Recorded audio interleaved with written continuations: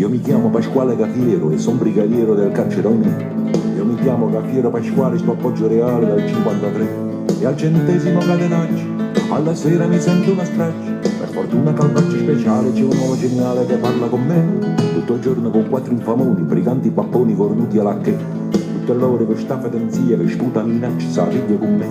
Ma alla fine mi sento papale, mi sbottone, mi leggo il giornale, mi consiglio con un caffè, mi spiega che penso e beviamo un caffè.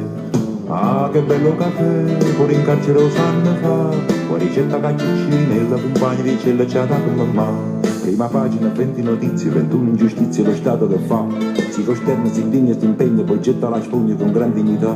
Mi cervello mi asciugo la fronte, per fortuna c'è chi mi risponde, a quell'uomo certissimo immenso io chiedo consenso a Don Raffaele, un galantuomo che tiene 6 figli, ha chiesto una casa e ci danno consigli, mentre assessore che Dio lo perdoni, prende il roulotte, ci alleva i bisogni. Poi vi basta una mossa, una voce, a sto Cristo ci leva una croce, con rispetto si è fatto le 3, volita spremuto, ho voluto un caffè. Ah, che bello caffè, pure in carcere lo sanno fa, la ricetta che c'è nella compagna di cielo ci ha dato mamma. Ah, che bello caffè, pure in carcere lo sanno fa, la ricetta di Ciccioli nella compagna di cielo precisa mamma.